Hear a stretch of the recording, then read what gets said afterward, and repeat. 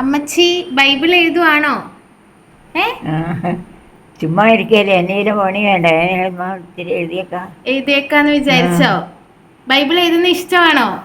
Bible എന്നെ വേറെ എന്നെ ചുമ്മാ വില എഴുതുന്നു. ബൈബിള് വായിച്ചപ്പോ വേറെ ഒരു പണിയും പറ്റിയല്ല, അതുകൊണ്ട് എഴുതുന്നാണോ?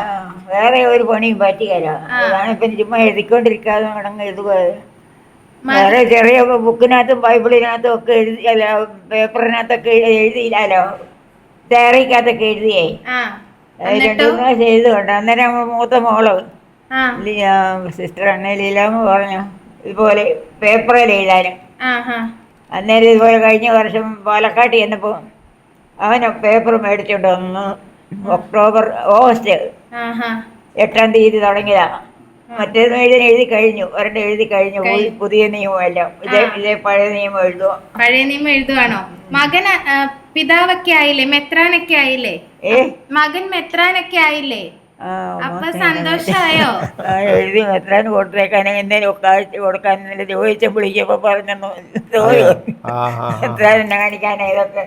ഈ പള്ളി വായിക്കാനുള്ള ഒരു മെത്രാനായപ്പോ സന്തോഷായോ?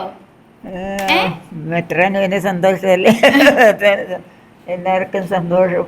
അതെ. അമ്മച്ചിക്ക് എത്ര പിള്ളേരുണ്ട്? ദൈവത്തിന്റെ ദൈവാനുഗ്രഹവും 10 പേര്. 10 പേരുണ്ടോ? 10 പേര്. 5 പേരും സന്യാസ്ത്രീം, അച്ഛന്മാർ, 2 അച്ഛന്മാരും 3 കന്യാസ്ത്രീകളും. എല്ലാരും ഉണ്ടായിരുന്നു ഇവിടെ. എല്ലാരും ഇവിടെ. ഒരച്ഛനില്ല, ഒരച്ഛൻ ആഫ്രിക്കയില. വരാൻ വരും. വന്ന് കണ്ടില്ല, വരുമായിരിക്കും. ആദ്യം താമസിയാതെ.